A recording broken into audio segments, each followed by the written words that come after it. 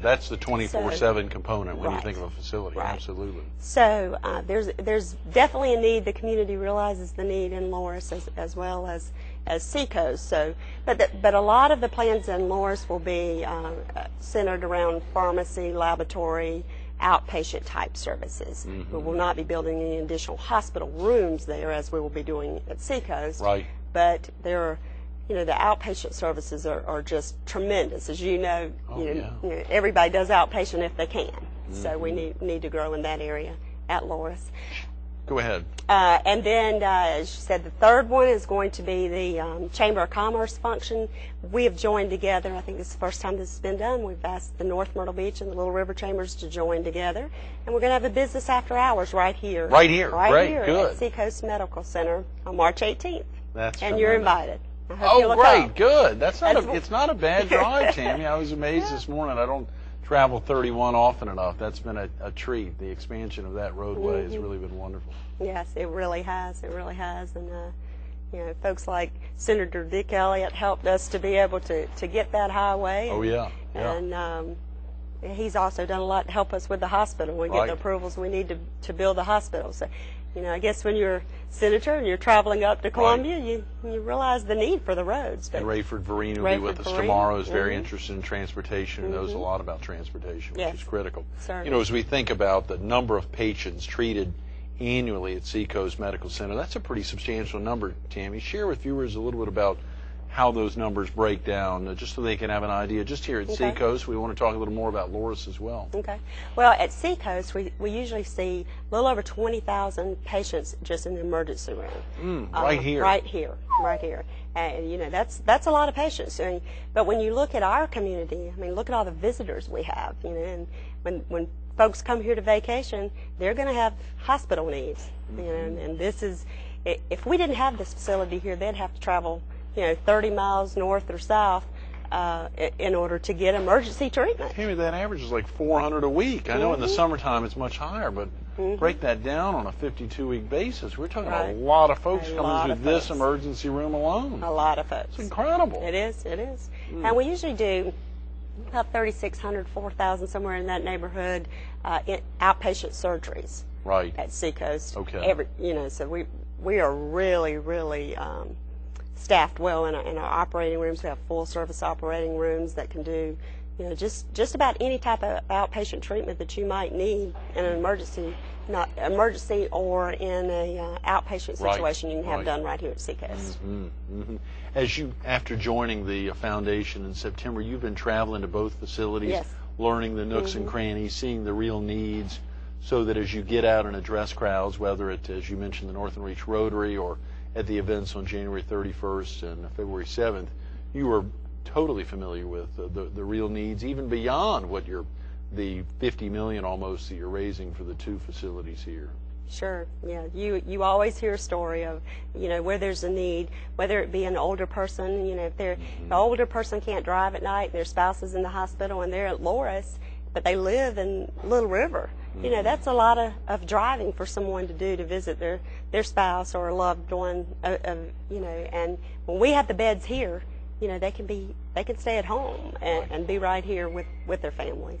Speaking of families, Tammy, do you have family here in the area? I do. My husband is Ronnie Eaves, and he owns Century 21 All-Stars in Myrtle Beach. Down on Highway 501. Yes. It's a great location, and I think I saw in 2007 he was the #1 realtor in the county in home sales. Yes, that's right. It's a gigantic accomplishment in 2007. Yeah, and I will tell you that, yes, it was a gigantic accomplishment in 2007, but even with the numbers he had, his numbers were way off from numbers in previous years. So real estate has really been hit hard. 2007 was, even though he was #1 in the county in home sales, those are markedly off 06, 05, other years. Wow. About 40% off from Is 06. that right? Yeah. Oh boy, well, I don't want to talk about 2008 then. That's boy.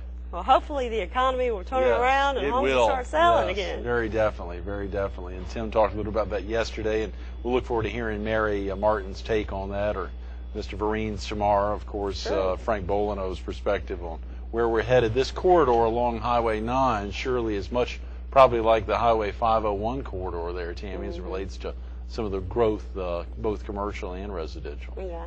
Well, I think, any time you live around an ocean like we do, right. I mean, there's going to be times where there's periods of peak sales and times where they don't sell as well. But most people, at some time in their life, want to live near the ocean. So I'm sure home sales here are going to pick up again, because people want to live near the ocean.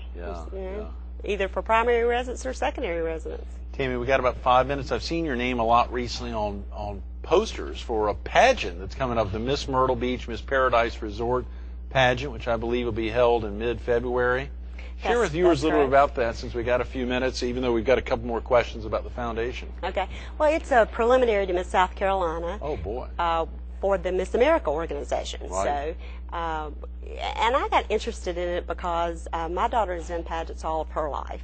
And your daughter? My daughter, Brooke, and she's a freshman at Clemson University. Yes. She was Miss Myrtle Beach High, and she was Miss High School South Carolina. Yeah. So naturally, she wants to be Miss America. And Brooke, your daughter wants to be Miss America? Of course she does. And she will be. Yeah, she can do it. I think most girls probably dream of it, but she actually has an action plan to try to get there, which is a little different than just sitting around dreaming. But one of the things that last year when she decided she wanted to compete in the Miss America system, there's no pageant in Horry County. There's no pageant in Georgetown County. There are none in the two pageant counties? In Marion Come County. on. No, we had to go all the way to Spartanburg for her to compete in a pageant, so she could win that pageant, and then compete for Miss South Carolina in the Miss South Carolina pageant. Now, I know obviously you're just volunteering to help the Miss Myrtle Beach, Miss Paradise Resort pageant, but are you, is your daughter actually going to be one of the contestants here? She is going to be. Is that right? How exciting. On February 17th at the Carolina Opry. That's right. That's right. Wow, Tammy. Hilda Carter is very involved in it. She's the pageant director. She's the pageant director. A Herald columnist, our show sponsor here. Hilda Carter, we love. Yes. And she talked my daughter into it, so she's going to come home from Clemson and do that. And that's a big competition there. And, of course, performing at the Carolina Opry, that must be a treat. Oh, I think it will be something spectacular that, no other town does. When Myrtle Beach does something, then Grand Strand area does something, we try to do it right. Oh, So I think it's going to be a great pageant and something that South Carolina people will remember and maybe be a little jealous of us. That's right, to go from not having any pageants in Horry, Georgetown, and Marion to actually having one kick off and it be at the Carolina Opry. What an incredible coup. Right. And a very dedicated group of volunteers. When we talk about the tremendous 11-member foundation board, like the one here for the Loris Seacoast Healthcare Foundation, in the same way, you've got to have good, strong committees like you all have for the Miss Myrtle Beach, Miss Paradise Resort pageant. Certainly you do, and we do have a good, strong volunteer board. Volunteer. And volunteer. They do not get paid anything. They serve totally for free, and they really care about the community. They will do just about anything to help us get to where we need to be to take care of the health care needs of the people in this North Strand corridor. Oh, yeah. We just got about 3 minutes, Tammy. I believe you're involved in a number of community events. I don't want to take anything away as we think about just the Miss Myrtle Beach, Miss Paradise Resort. Are there anything else in the community that really gotten you involved in seeing some of the true needs, both on the health care side as well as just some of the needs in this community? Of course, on this end of the county, a lot happening, probably even greater needs than just the 50 beds that have been added here for Seacoast Medical Center. There's probably even greater needs. Oh, I definitely think there are more needs than that. I'm involved in the North Myrtle Beach Rotary Club. Good, and we're doing some things. Of course, we did things just recently for the Christmas, and the adopted families, and made sure that they had a good Christmas. Each person was responsible for a family, and that was a good thing for us to do. And we also are involved with the North Myrtle Beach Women's Club and doing similar things like that. Great. So this is a close-knit community who really helps each other out. So it's a great community to work in, great community to live in. That's tremendous. And, of course, to think that it's just been a year now since the board was formed, and all those folks, when we talk about volunteer board service, these folks are stepping in, knowing the need is here, and they're willing to do whatever it takes to make the foundation successful. That's correct. That's tremendous, Tammy. as you look forward, and having just joined literally 4 months ago, as you look forward, fast forward, let's say, they're now celebrating 20 years of a similar foundation, the Conway Medical Center Foundation, the success that they've had. Do you imagine that y'all can have anything like that success 20 years from now? Certainly I do. We will expand. I know that one of Frank's visions as a chairman of the board is to expand the board.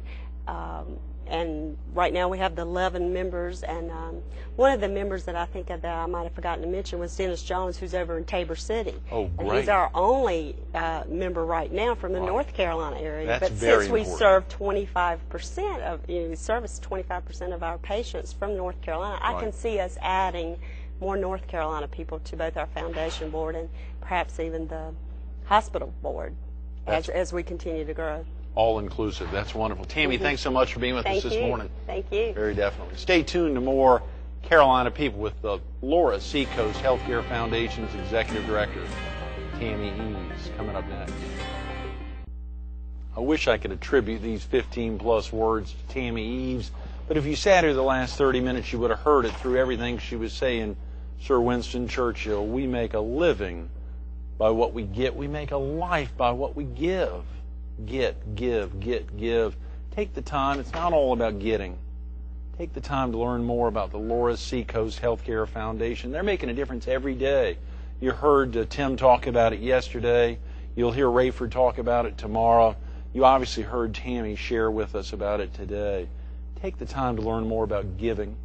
The phone number is easy, 843-390-8215. 390-8215. An easy website, laurashealth.org. laurashealth.org. There's a real mission there. These guys back in the mid-1940s sitting around a Civitan meeting thinking about what kind of difference can we make right here in Loras. They made a difference and got the ball rolling, and the legislature approving that so they could open a 23-bed facility in Loras. Think what that is today in 2008. It's a big celebration. If you can't be here, if you can't be at the Surf Club in late January or over in Loras on February 7th, get out here on March 18th for that big celebration as they highlight much of what the needs are and how you can be a part of giving to the Laura Seacoast Healthcare Foundation.